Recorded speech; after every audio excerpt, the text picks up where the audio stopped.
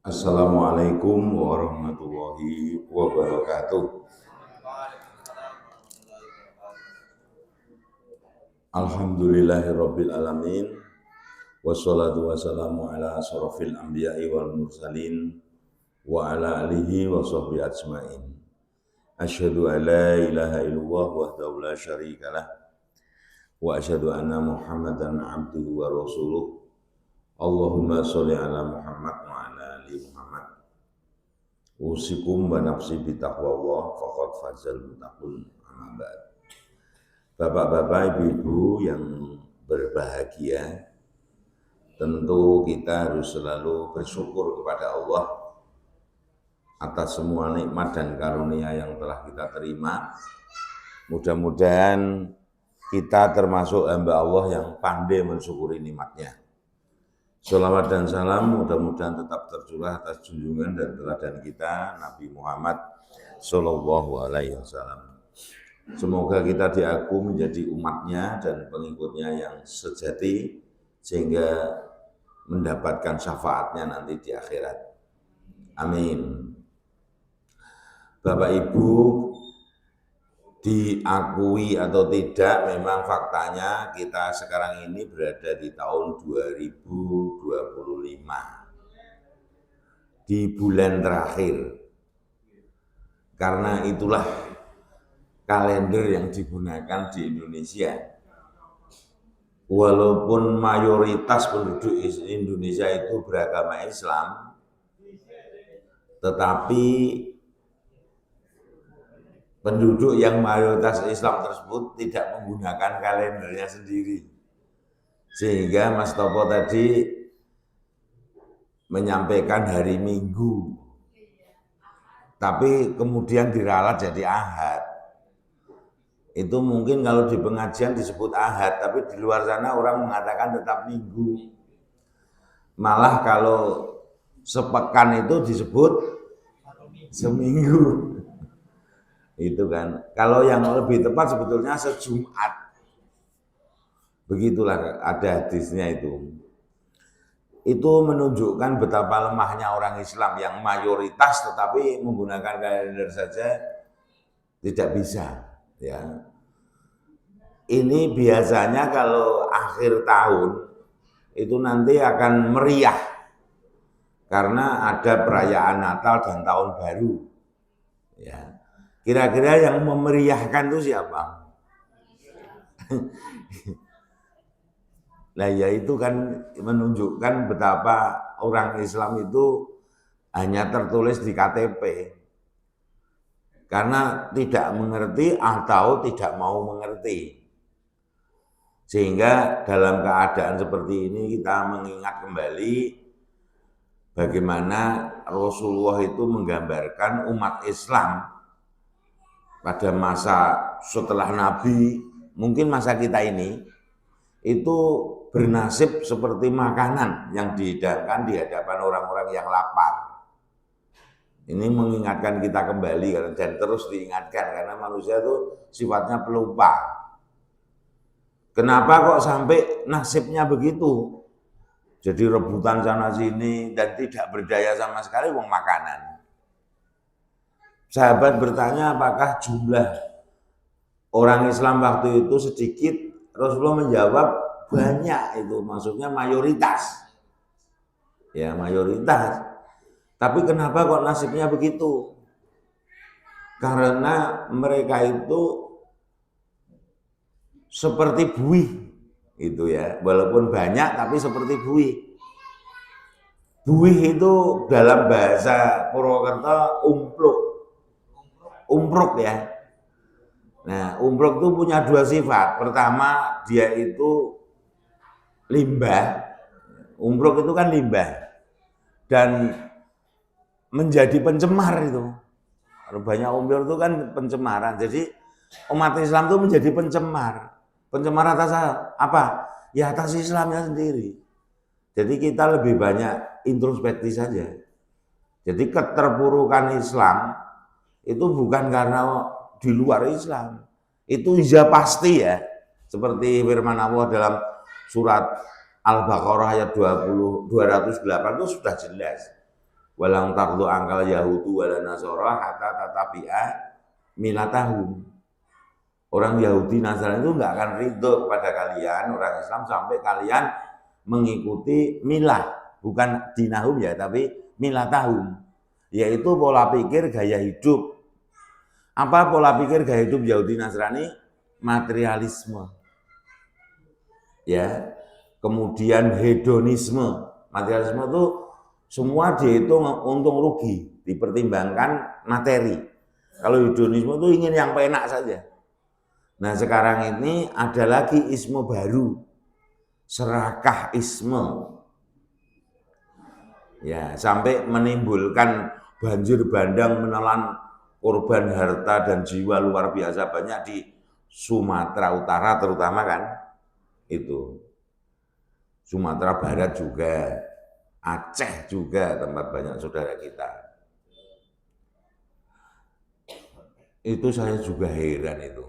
Ketika press release itu akibat banjir bandang itu banyak pohon-pohon yang lapuk katanya. Itu saya lihat di satu medsos itu, oh picek oh ya. Genah gelondongan kelihatan kalau ditebang. Kita kan melihat sendiri di TV ya. Itu kok dikatakan pohon lapuk dan seterusnya itu. Masya Allah. Astagfirullah nih. Astagfirullah. Sampai ada itu yang di medsos itu nini ya, yang nyepatani. Nyepatani itu bahasa Indonesianya apa ya? Oh nyumpai ya. Itu wah, luar biasa. Yang menderita kan rakyat, tapi yang mengeksploitasi itu di medsos juga ada itu. Itu sebetulnya PT Indoraya dan pejabat-pejabatnya itu pada terlibat. Seperti di tempat saya, tadi kan disampaikan rumah saya mungkin paling jauh dari sini. Itu jalannya rusak berat. Itu akibat ada tambang ya. Tambang golongan C, batu dan pasir. Itu tiap hari entah berapa puluh atau ratus truk dam. Itu ngangkut dari sana, dari Limpakuus ke atas lagi. Atasnya Curug Ceheng itu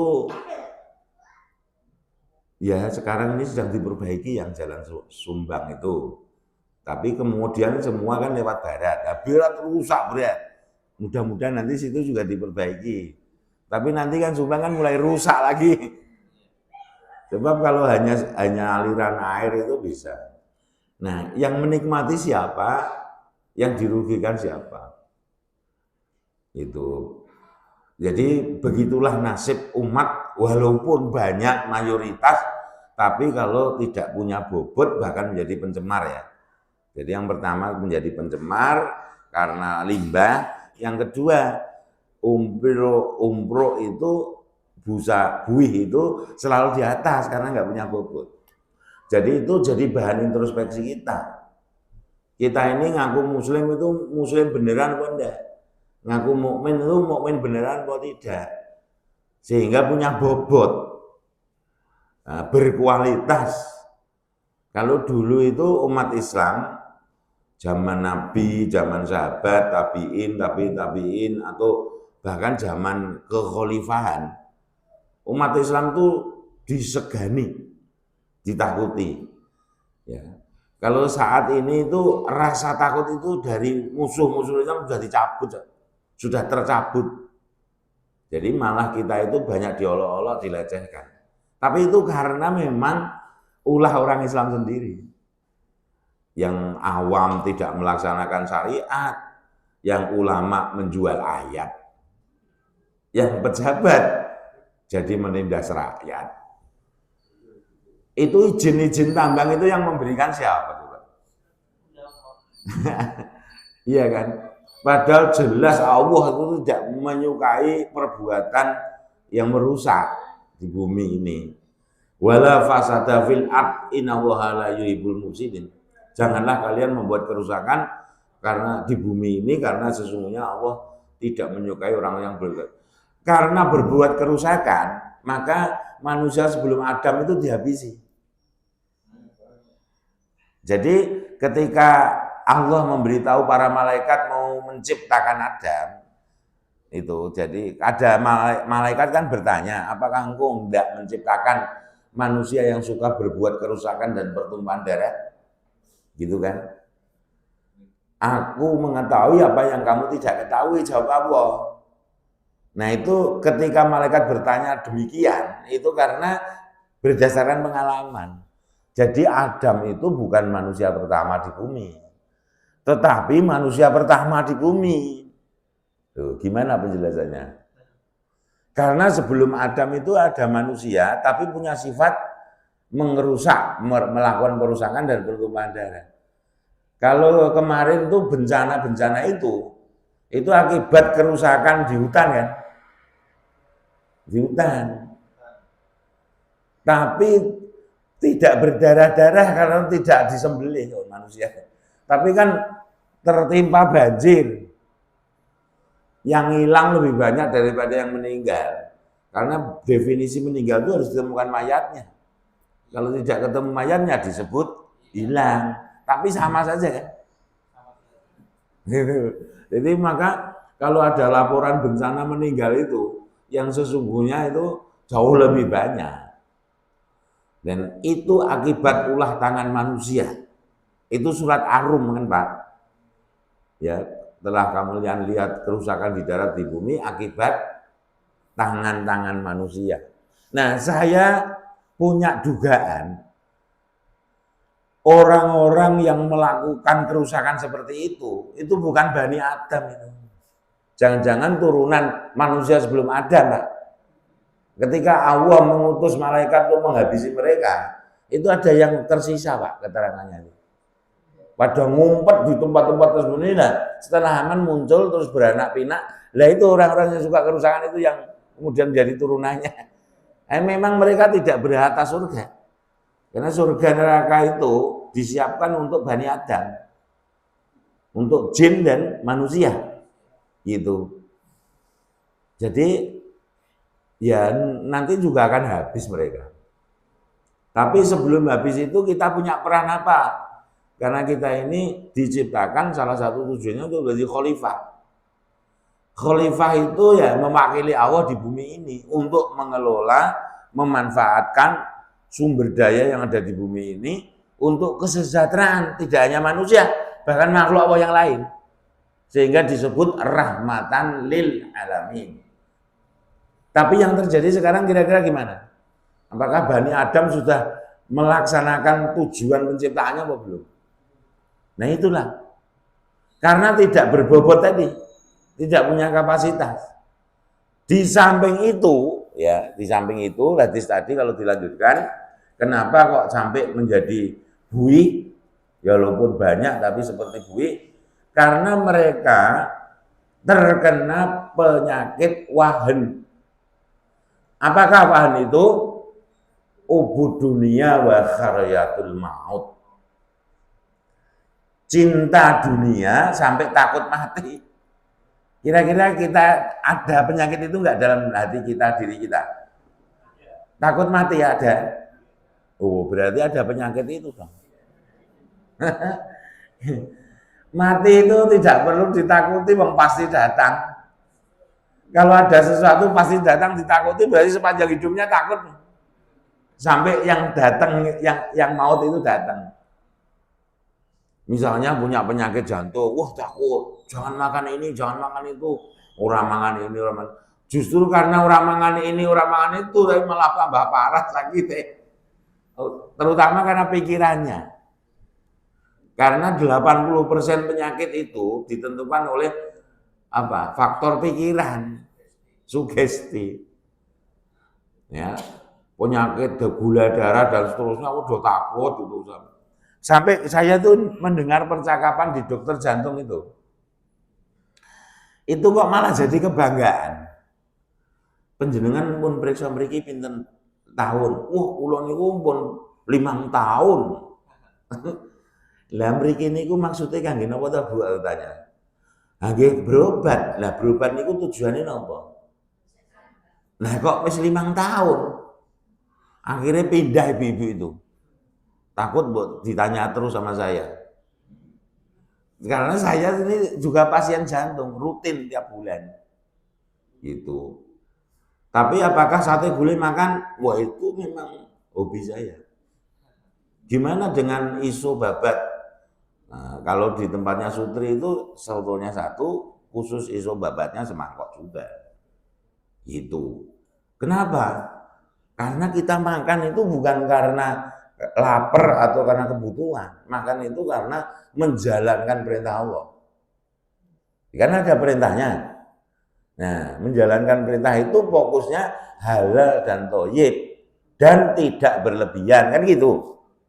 Kulu wasrobu halalan thayyiban. Kulu wasrobu wala tusrifu. Itu prinsipnya. Itu.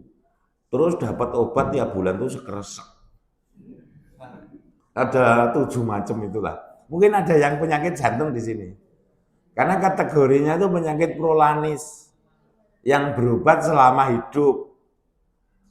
Tak bawa pulang itu. Sampai di rumah saya masukkan sampah. Padahal anak saya itu sekarang ini sudah kepala pabrik di Sanbe Farma. Karena farmasi industri dulu sekolahnya dari VM. Jadi tapi saling memahami. Kalau istri saya juga minum obat prolanis juga. Tapi katanya aku nggak bisa kayak bapak, saya tetap minum obat. Ya sudah nggak apa-apa. Waktu rumah aja bisa beda-beda itu. Ya itu. Jadi prinsipnya itu yang namanya sate kambing itu ya halal karena uang yang dipakai beli itu uang dari hasil halal. Dan kambingnya itu memang saya nggak bisa lihat nyembelihnya, ya kan? Tapi kita kan nggak boleh suudon, bakulnya mesti bismillah nyembelihnya. Itu misalnya. Terus saya juga makannya bismillah karena menjalankan perintah Allah. Harus beres kan? Walaupun sate gulai tongseng ya nggak masalah. Gitu. Ini tadi kok malah cerita kuliner gimana ini? Ya, karena minuman udah keluar masalahnya. Ya, kita introspeksi di akhir tahun ini, walaupun tahunnya orang Kristen ya. Tapi ya faktanya kan dipakai orang Islam. Kenapa orang Islam nggak pakai tahunnya sendiri, kalendernya sendiri? Ya karena tidak berbobot. Kenapa tidak berbobot? Seperti bue. Ya karena punya penyakit. Gitu ya. Ibu-ibu, bapak-bapak nggak usah takut. Mati kok takut. Kullu nafsi dha'iqatul. Lah orang mati itu karena apa? Iya itu, saya sudah sering. Karena jatah hidupnya itu habis, Pak. Jadi nggak usah diharap-harap, ora usah diwedeni. Wong wis dijatah kan Gusti Allah. Ning jatah SK-nya itu sudah ada. Iya tak? Saya ini sudah 60 tahun 3 bulan lagi. Iya tak? Itu. Banyak teman saya yang mangan sate wis gerayul. Iya tak? Mau ubanan gitu. Ya enggak, itu karena kehendak Allah aja. Seperti saya tanya sama mahasiswa saya, kenapa kok Anda bisa melihat? Termasuk bapak-bapak, sekarang saya tanya, kenapa kok kita bisa melihat, Pak? Ada mata, ya kan? Ada yang orang ada mata tapi nggak bisa melihat, ya ada. Termasuk sing rusak hutan itu kan punya mata, tapi nggak melihat. Iya tak, Pak? Kita bisa melihat, kita bisa mendengar, merasakan nikmatnya makanan dan seterusnya. Itu karena Allah menghendaki begitu. Ya, saya ini dosen biologi. Ya, karena Allah menghendaki. Kalau Allah nggak menghendaki ya nggak bisa. Bapak Ibu makan soto biasanya seger kan? Enak nggak? Enak. Kalau dalam keadaan sehat. Tapi coba kalau flu, soto rasanya gimana? Bingar-bingur. Kok pahit sotonya ya? Bukan pahit sotonya. Padahal sotonya nggak berubah sama sekali kan? Enggak, yang berubah apa? Ya karena Allah menghendaki begitu. Mata itu bisa melihat karena ada cahaya. Coba kalau nggak ada cahaya bisa melihat nggak? Nah cahaya yang buat siapa? Yang menciptakan cahaya itu siapa?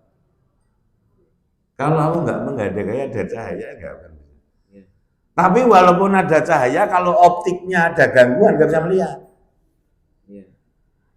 Retina, lensa, iris, dan semuanya yang ada ini optik ini, alat fisik. Tapi optiknya sehat, ada cahaya.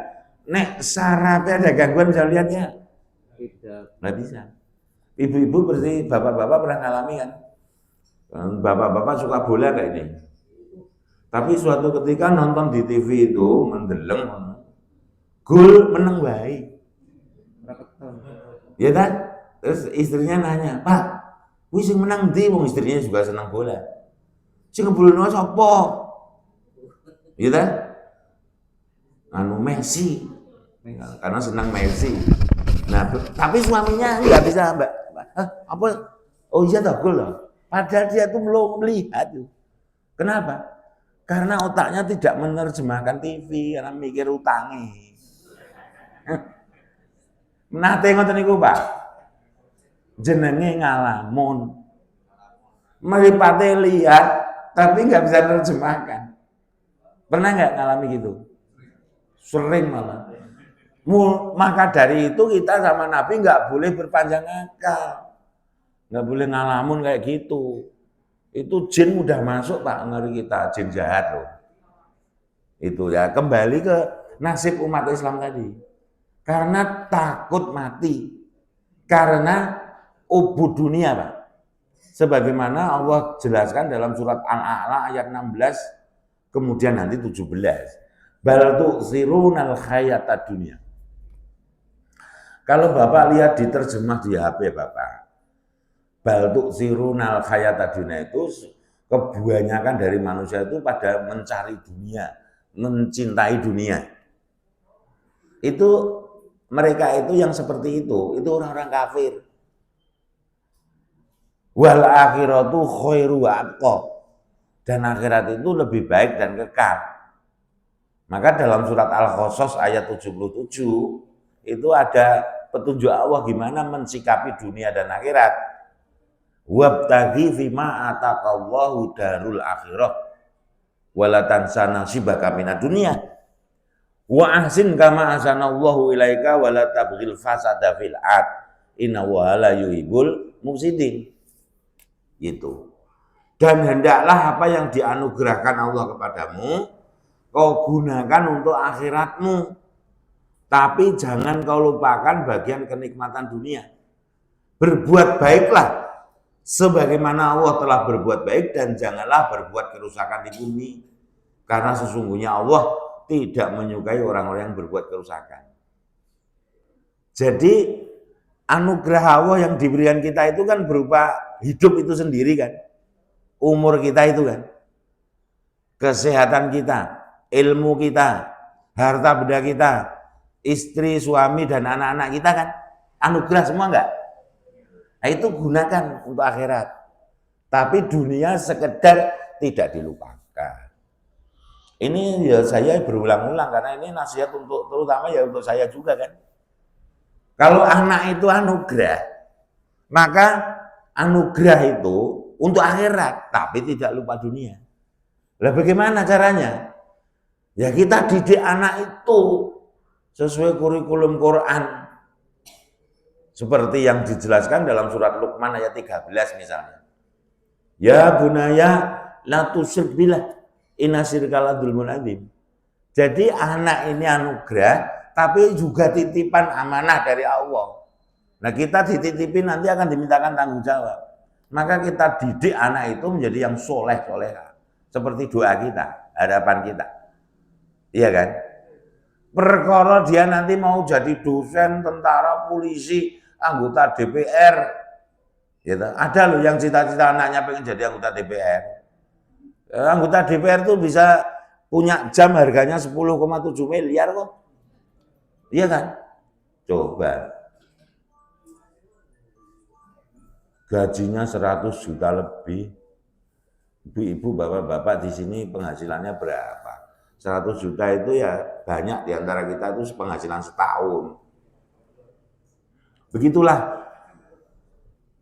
Kalau begitu anak dididik soleh. soleha. Kesolehan itu pertama-tama harus bisa terbebas dari syirik. Maka di situ la tusyrik billah. Tapi anak-anak kita, cucu-cucu kita itu dididik sejak kecil ditanya, "Sunak gede pengen jadi apa, Le?" Gitu. Terus jawabannya apa? Pengen jadi apa? Guru. Terus pengen jadi apa, Le? Polisi, napa Le? Dokter. Terus saya ngoten niku terus terjadi. Bocah cilik niku mboten ngerti dokter niku napa. Niku kan mergo kepingine wong tuane ta.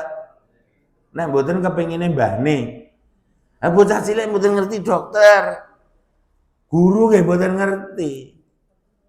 Ditanya, enak minumannya? Oh enggak Pak, enggak pakai gula. Terus dikai gula. Saiki dadi enak, manis. Siapa yang membuat minumanmu manis? Simbok. Lah simbok ngapa kok bisa dadi manis? Anu dikasih gula. Lah gula yang buat siapa? Pabrik gula. Bahan bakune napa? Tebu.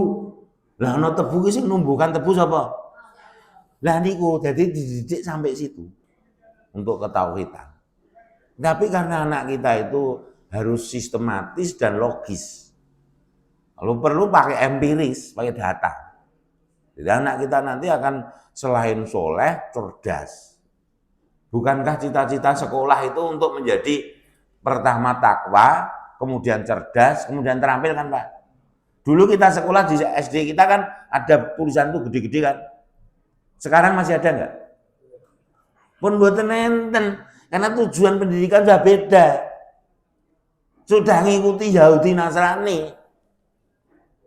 Wong tuane itu nyekolahkan anake, padahal anake ya durung tentu seneng tenan napa mboten ten kedokteran. Kira-kira anak di sekolah kedokteran niku alasane napa? Kira-kira kula niku mau kira-kira kan takone. Ya, kira-kira kok sekolah larang banget lho niku sekolah kedokteran ki mboten. Karena UMP itu punya kedokteran. Saniki niku nak jalur biasa mawon, nek ora duwe 1,5 miliar niku angel. 1,5 miliar lho, Pak.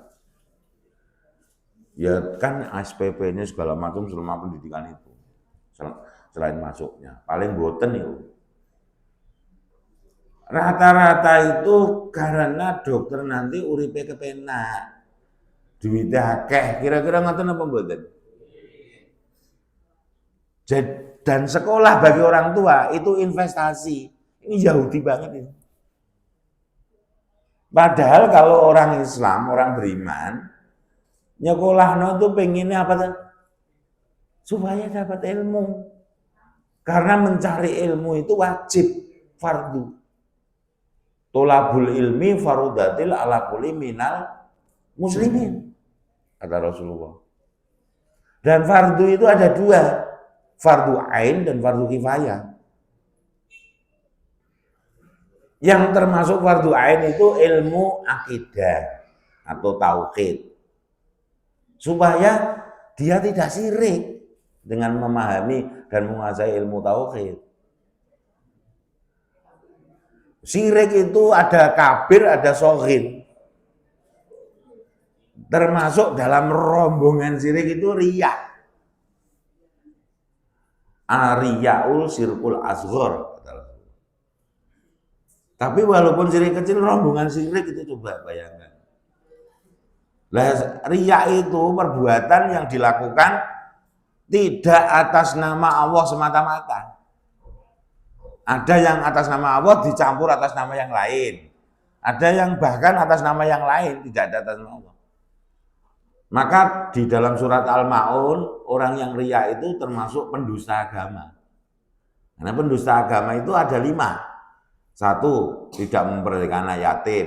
2, tidak beri makan orang miskin. 3, orang yang sholat tapi tidak konsekuen dengan sholatnya.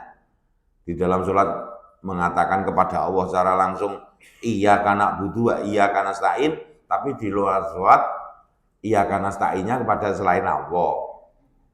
Iyyaka na'budunya juga ada selain Allah, ada yang lain. Yang lebih parah lagi dia kepada Allah minta sendiri. Ihdinas siratal mustaqim, siratal ladzina an'amta 'alaihim ghairil maghdubi 'alaihim waladdallin. Tapi di luar sholat tidak ikut apa yang diberikan, apa yang diucapkan. Tunjuki aku jalan hidup yang lurus, yaitu jalan hidupnya orang-orang yang telah Engkau beri nikmat sebelumnya. Di An-Nisa 69 itu jalan hidup nabiyin, siddiqin, syuhada, sholihin. Dan janganlah engkau masukkan aku ke dalam kelompok orang yang engkau murkai. Siapa yang dimurkai Allah? Surat As-Saff ayat 2, ayat 3. Orang beriman tuh. Ya ayyuhalladzina amanu lima taquluna ma la tafalun. Kabura maktan indallahi ang taqulu ma la tafalun. Nah, supaya tidak dimurkai Allah karena mengatakan tapi tidak dilaksanakan. Di dalam sholat mengatakan iya karena butuh, iya karena saya mengatakan ihdinas siratal mustaqim, tapi kalau nggak dilaksanakan itu murka Allah. Tapi di situ ngomong jangan kau masukkan kelompok yang kau murkai dan jangan masukkan ke dalam orang-orang yang dolim. Orang dolim itu yang menyekutukan Allah. Tadi nasihat Luqman dalam ayat 13 dari surat Luqman. La ya bunaya la tusyrik billah inasir kala dzulmun adzim. Begitu. Jadi Bapak Ibu, Yahudi Nasrani itu selalu berusaha. Tidak usah memurtadkan orang Islam. Asal mereka mengikuti milah mereka, pola pikir dan gaya hidup mereka. Cukup bagi Yahudi Nasrani. Karena di ayat itu nanti dibaca tuh di rumah lagi. Allah tuh memutus hubungan dengan kita kalau sampai kita itu mengikuti gaya hidup mereka. Gitu. Jadi kalau anak cucu kita itu prioritasnya memang ingin jadi anak soleh, orang-orang soleh, soleha, itu tentu fardu ain ini yang didahulukan, diprioritaskan. Yaitu ilmu tauhidnya. Karena fardu ain kan setiap orang. Kalau fardu kifayah itu, kalau orang lain sudah belajar, yang lain sudah terbebas dari kewajiban itu. Yang kedua, ilmu ibadah, itu fardu ain. Sekarang itu kita yang seumuran ini, anak-anak kita, cucu kita, itu ketika sholat itu ngerti dasar ilmunya apa enggak? Kenapa kok kita sholat mengangkat tangan? Kenapa menghadap kiblat? Kenapa baca iftitah? Kenapa iftitahnya yang dibaca kok Allahumma bait baini atau wajahtu wajahiyya apa enggak, yang ini kan ada wajahtu wajahiyya itu kalau yang di Muhammadiyah itu sahih itu. Di dalam kitab Fiqh Sunnah dari Sayyid Sabiq juga sama. Kalau ibu buat referensi. Tapi ada yang orang bukan wajah tuh tapi ini wajah tuh kan ada juga. Pakai ini dan seterusnya. Itu kan kita ada larangan tuh dalam surat Al-Isra 36. Janganlah kau ikuti sesuatu kecuali memiliki ilmu tentangnya. Karena sesungguhnya pendengaran, penglihatan, dan hati akan dimintakan pertanggungjawaban. Oleh karena itulah maka mencari ilmu itu sepanjang hidup. Dari buayan sampai masuk liang lahat. Terutama yang ain ini. Karena ini berkenaan dengan tujuan penciptaan manusia. Manusia itu diciptakan Allah tujuannya untuk beribadah kan? Untuk mengabdi, untuk taat. Dan itu full, 100% total. Itu kafah.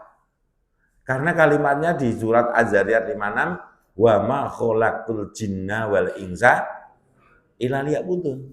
Tidak diciptakan jin dan manusia kecuali untuk beribadah. Itu nggih kan? Sehingga dalam Al-An'am 162 itu petunjuk Allah di dalam beribadah itu kenapa totalitas? Karena perintahnya kul inna sholati wa nusuhi wa mahyaya wa mati lillahi rabbil, kan udah habis semua total. Sesungguhnya sholatku itu di dalamnya secara implisit adalah sesungguhnya puasaku, hajiku, umrohku. Begitu. Itu lillahi rabbil alamin. Dan selain yang mahdho itu yang disebut ghair mahdho, karena ibadah itu hanya dua, mahdho dan ghair. Yang khas, yang khusus Dan selain yang itu berarti semua. Karena memang diciptakan tidak lain kecuali untuk ibadah. Gitu. Peci ini diciptakan untuk apa toh Pak?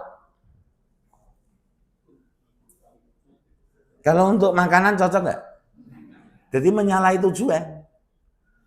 Ini untuk kepala kan? Untuk kaki cocok nggak? Ya untuk kepala saja. Air ini ada untuk apa sih? Ya, bismillah. Alhamdulillah. Begitu sesuai tujuan. Manusia diciptakan untuk beribadah dan ibadahnya total. Bahkan hidupnya juga lillahirabbil alamin, matinya juga. Orang-orang yang penyakit ada penyakit di hatinya yang ubud dunia wa akhiratul maut nggak bisa begitu. Inilah para sahabat, ya tentu Nabi gurunya ya. Para ketika khulafa masih berdiri itu umat Islam begitu. Jadi tidak takut mati. Perang itu malah diharap-harap ya. Karena padahal perang itu yuktal au zaglib. Membunuh atau dibunuh. Sudah jelas resikonya. Kalau terbunuh syahid tanpa hisab langsung surga. Kalau membunuh mulia hidupnya. Calon penghuni surga. Surga mulia. Maka Imam Ali mengatakan iskariman au mut syahida, ya kan? Hiduplah mulia atau mati syahid. Hidup mulia gimana? Umroh bisa mulia gimana? Itulah. Kita itu kan jadi umat Islam itu harus berkemajuan. Kalau temanya Mas Topo. Berkemajuan itu artinya apa? Bukan kebelakangan kan? Karena maju itu pasangannya mundur. Jadi kalau umat Islam berkemajuan tidak berkemunduran. Itu. Siapa umat Islam yang paling maju? Ya Nabi Muhammad lah. Tentu dengan umatnya mestinya. Tapi kira-kira kita ini pantas jadi umatnya Muhammad atau enggak? Belum. Ya, sudah setua ini belum, terus kapan pantasnya? Gitu. Sampai Allah itu menegaskan laqad kana lakum fi rasulillahi uswatun hasanah. Ya toh? Liman kana yarzuha wal yaumil akhir wa dzakarallahu katsira. Surat Al-Ahzab ayat 21. Sungguh telah ada suri teladan terbaik pada diri Rasulullah, yaitu bagi orang-orang yang mengharap rahmat Allah dan hari kemudian, dan mereka mengingat Allah dengan banyak. Jadi orang biasanya hanya motong sampai koma. Sungguh ada teladan terbaik pada diri Rasulullah. Lah siapa yang bisa meneladani begitu? Yaitu orang yang mengharap rahmat Allah. Rahmat Allah yang paling besar itu surga. Gitu. Kira-kira kita mengharap surga apa? Tidak. Tapi usaha kita kira-kira sepadan dengan harapan kita tidak.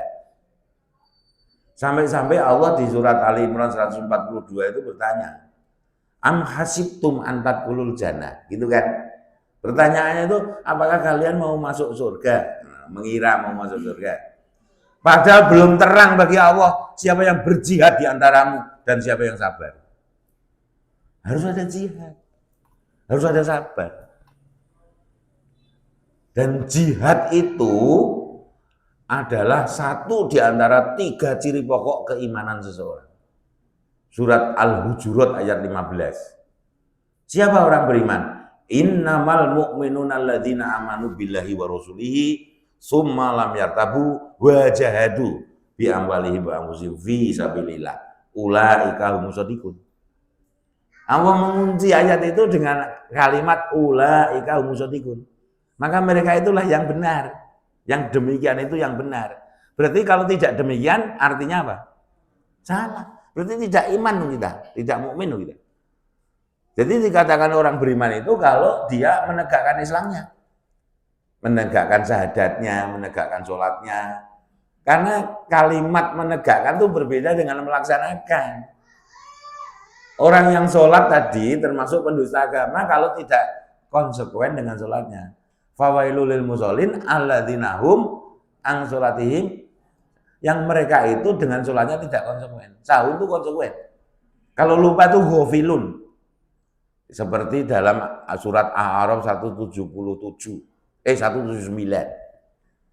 Ulaika kal an'am balhum adol ulaika humul ghafilun.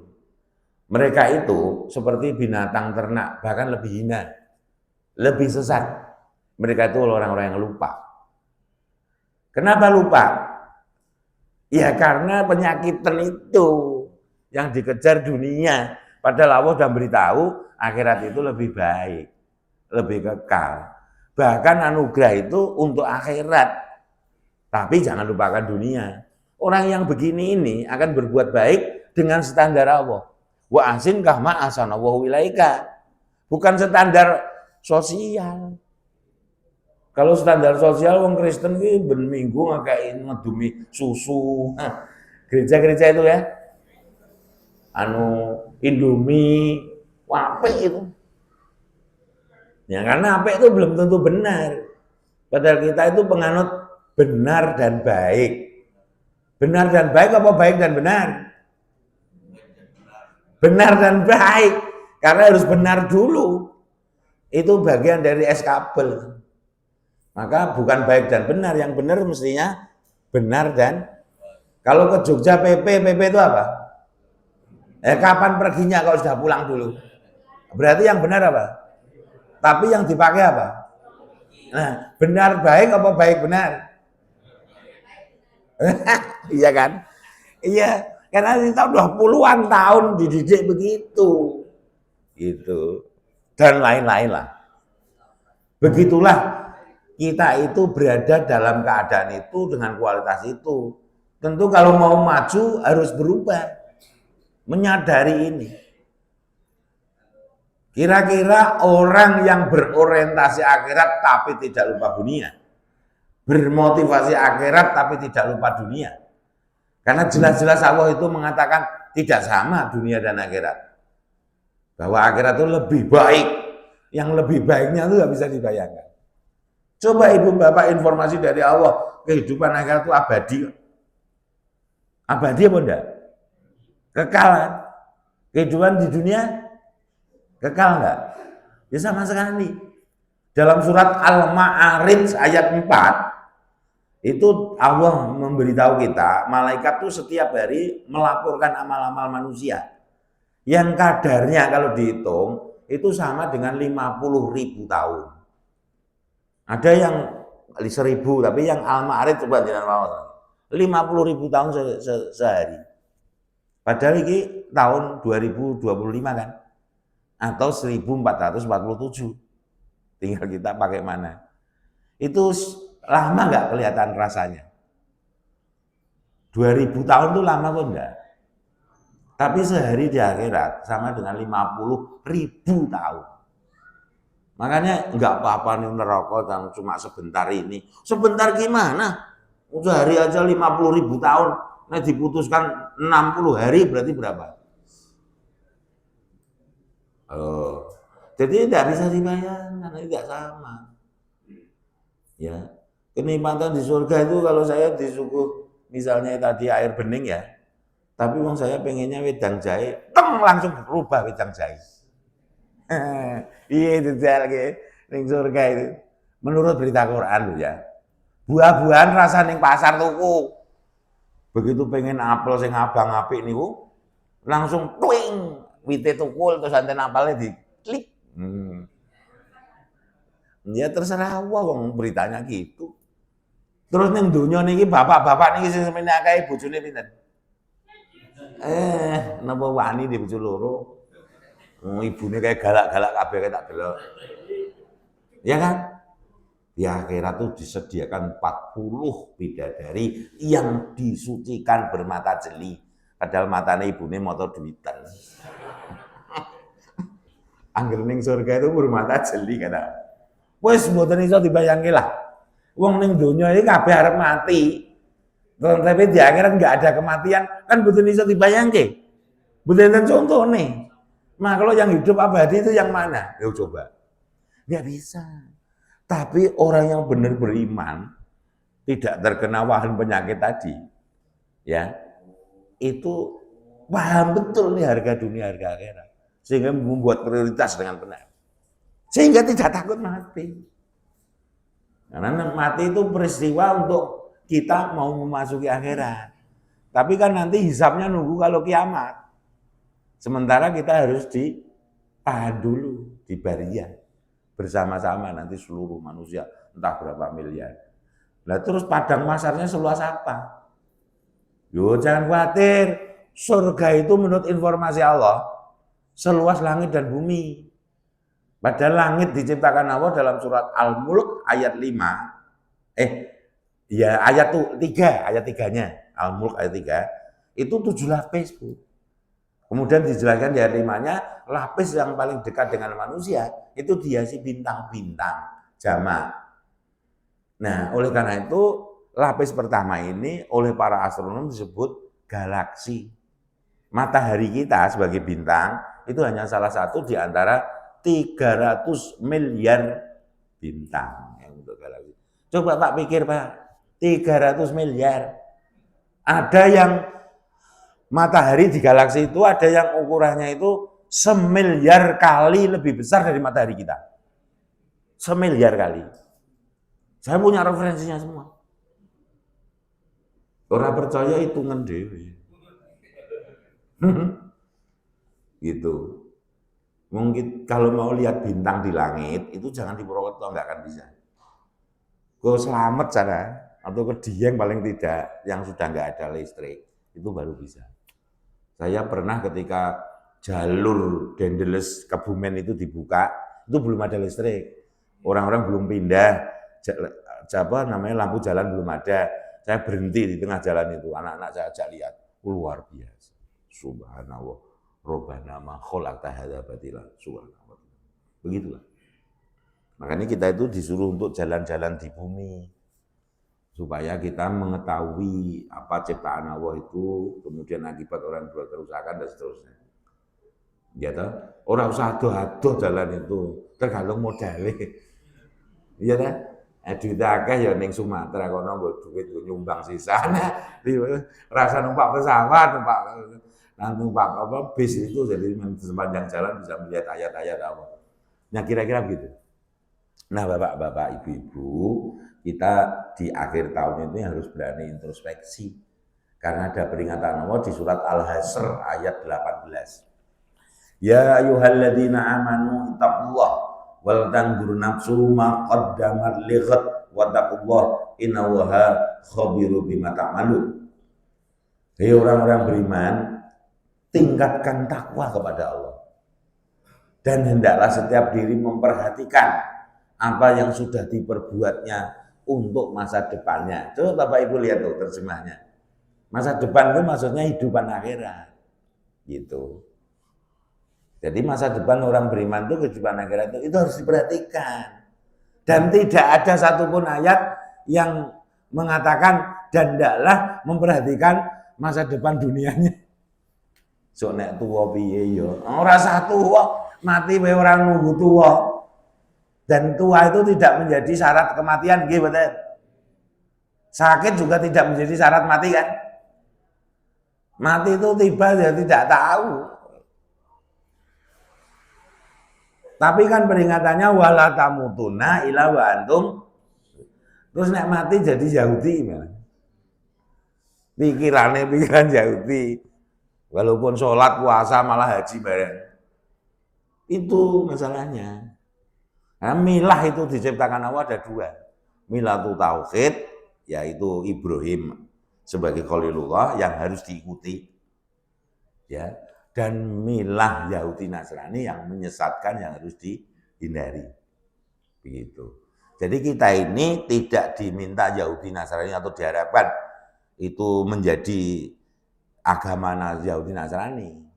Tapi yang penting pola pikir gaya hidupnya sudah seperti mereka. Begitu. Bagaimana mendapatkan hasil sebanyak-banyaknya dalam waktu sesingkat-singkatnya dengan cara semudah-mudahnya, modal sedikit-sedikitnya. Bapak Ibu nonton di RCTI Kepo apa enggak? Ada yang pernah nonton tayangan acara Kepo di RCTI? Siang itu kira-kira jam 1 atau jam berapa itu? Ya, saya sarankan nonton sekali-sekali, atau sekali saja paling tidak. Prinsip ini dilaksanakan oleh orang-orang yang pengen dapat untung banyak. Ya, pernah Bu, lihat Bu, itu banyak kejadian karena tiap hari itu kan berbeda episode. Jadi jajanan yang dijual di sekolah atau di kampung-kampung yang ditusuk digoreng itu Pak, nugget ada ya. Nugget itu ayamnya ayam tiren, dikasih formalin dulu, terus dikasih burak. Setelah itu kemudian tusuknya itu tusuk nutur, bukan tusuk beli baru. Itu diantaranya. Ya, dia tidak berpikir ini nanti mempengaruhi kesehatan atau enggak, karena pikirannya itu untung.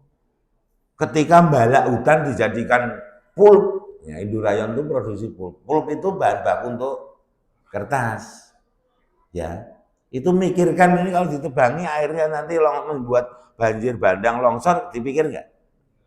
Lah kalau banjir sekarang yang nikmati siapa? Yang apa menimpa apa namanya? Bukan menikmati, enggak nikmat loh. Siapa? Apa mereka itu? Enggak.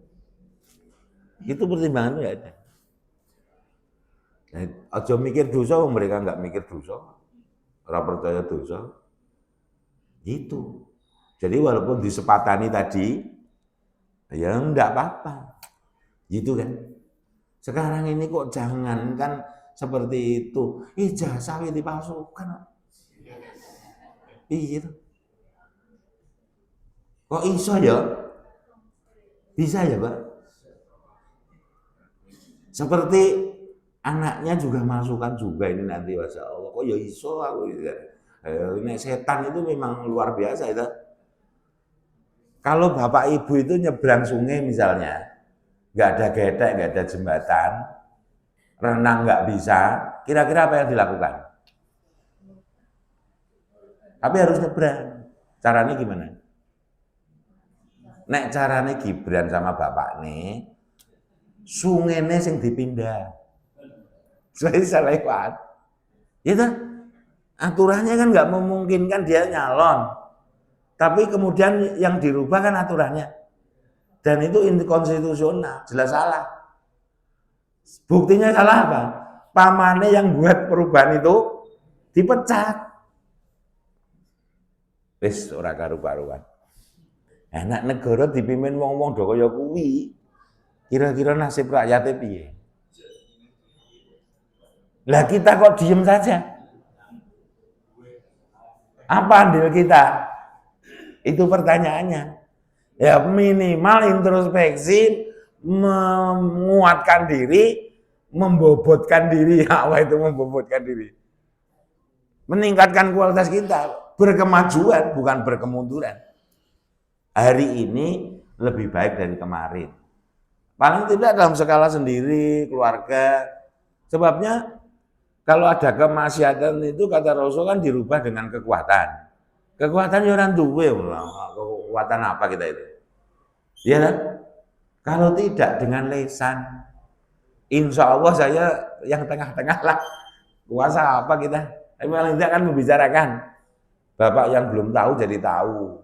Mahasiswa tadinya cuma pikirannya piye jadi sarjana, iso ngelamar kerja, saiki ya ada kepedulian. Nanti didik jadi mahasiswa itu sebetulnya bukan untuk dapat sarjana, untuk dapat ilmu. Jangan salah. Dan itu saja yang di kuliah-kuliah itu fardu kifayah itu.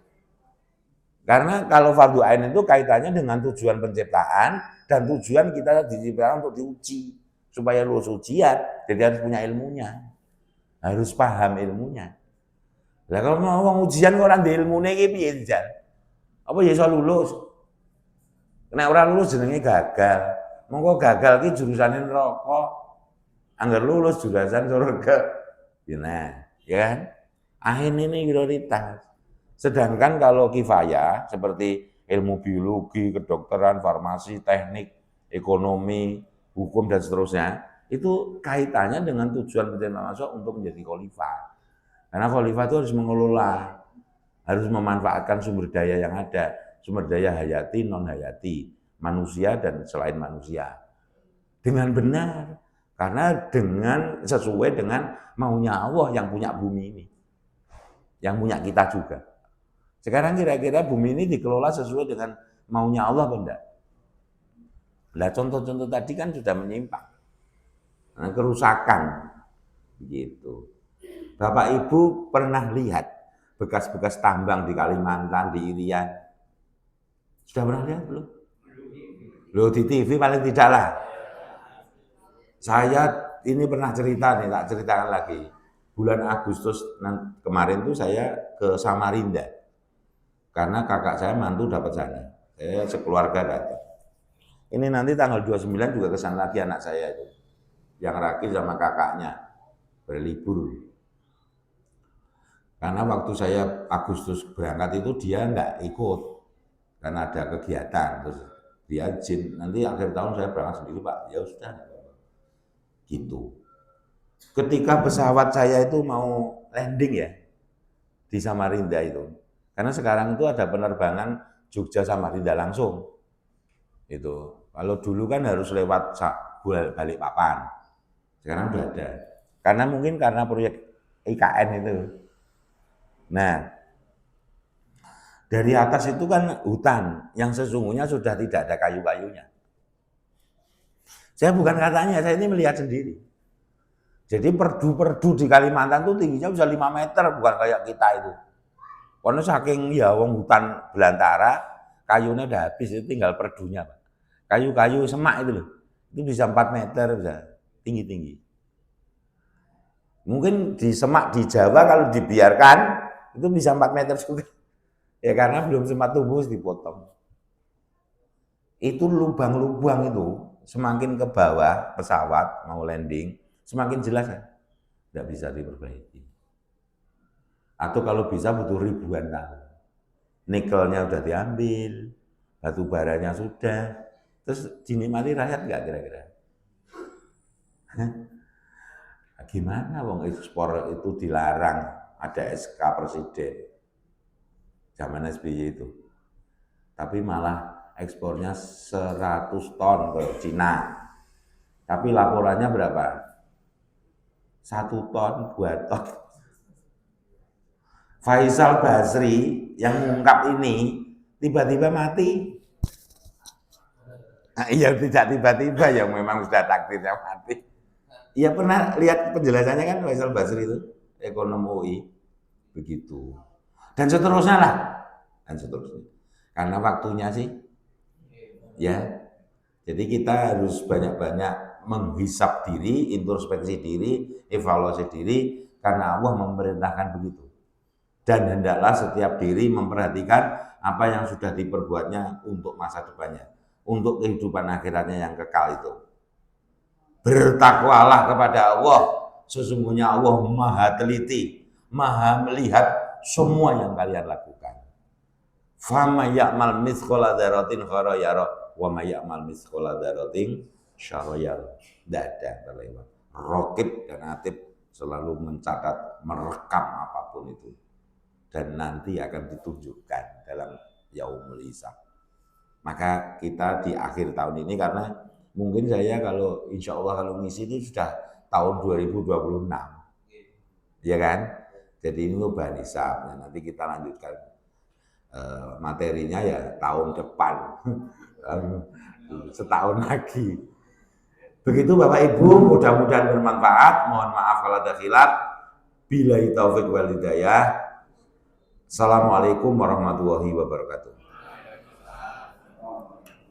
Ya, Ibu Bapak, yang pagi ini bersama Dr. Nanti, terima kasih saya ucapkan kepada beliau, dan ada beberapa usulan. Ini kalau materi tadi memang ya apa namanya, ya, kita banyak hal yang kita mengamalkan tapi sudah salah gitu ya.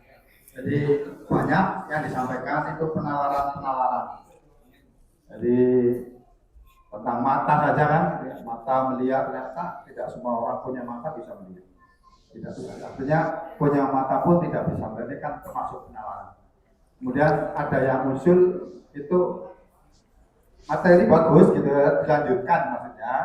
Jadi penalaran dengan ilmu yang dibidangi oleh Ustaz, biologi gitu ya. Jadi kaitannya dengan keimanan, ya umpamanya tadi sudah ditunjukkan kan tentang mata saja itu kan hubungannya dengan keimanan kan ada ya. Reptil macam-macam itu tadi ya. Nah, jadi mungkin kaitannya dengan tentang pendekatan dengan ilmu biologi lah, ya. Pendekatan keimanan ketakwaan dengan ilmu biologi. Jadi ya, banyak memang dengan cara tadi penalaran sudah kita sedikit memahami itu ya, bahwa ternyata hidup ini memang ya harus disesuaikan dengan tujuan hidup itu sendiri. Kaitannya dengan tadi sudah persoalan tauhid. Ya, kalau disimpulkan secara sederhana, kaitannya dengan beliau tadi menyampaikan pangan bahaya apa bahaya gitu ya, gitu kan? Itu kan keyakinan sudah ya, tauhid ya. Jadi tidak terlalu peduli lah dengan nasihat-nasihat yang mungkin berbeda dengan kehendak Allah. Dokter menyatakan begini-begini, tapi bertentangan dengan kehendak Allah ya. Ya boleh kita itu artinya melawan gitu kan. Supaya obat tersesat buang tempat sampah gitu kan. Karena ya itu beda tadi. Apa penerbangan. Nah itu kaitannya dengan tauhid itu, bukan bunuh diri ya, bukan pelacur kepada hal yang, tapi ini adalah karena tauhid ya, kekuatan tauhid yang penting itu. Jadi maka dari itu mari Ibu Bapak ya kita ngaji dan memang harus berpikir, memperhatikan, berpikir dan untuk melaksanakannya. Saya kira itu, mudah-mudahan ketemu lagi ya kan. Kalau tahun depan wawasan-wawasan yang selalu menyegarkan kita. Mari kita akhiri dan lafal alhamdulillah teman-teman. Alhamdulillahirabbil alamin. Subhanallah. Hadir kembali ahad depan bersama Ustaz Hendro Kuncoro. Ya. Kekuatan tauhid itu dahsyat ya.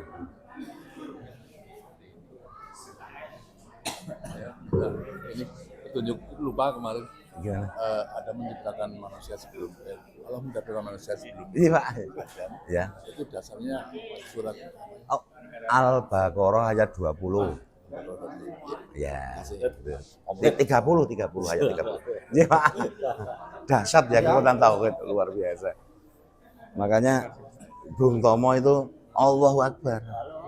Itu. Bukan merdeka loh. Kekuatannya di situ. Monggo aja sih. Iya, Pak. Iya, sami-sami Pak. Iya. Iya, Pak monggo aja.